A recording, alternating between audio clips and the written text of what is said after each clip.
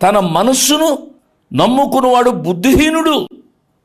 తన మనస్సును నమ్ముకొనక, తన సొంత అభిప్రాయాలను నెరవేర్చుకొనక, తన సొంత తెలివితేటల మీద ఆధారపడక ప్రభువు మీద ఆధారపడాలని నేను మనవి చేస్తూ ఉన్నాను.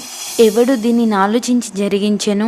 ఆది నుండి మానవ వంశములను పిలిచిన వాడనైనా యెహోవానగు నేనే. నేను మొదటివాడను, కడవరి వారితోనూ ఉండువాడను.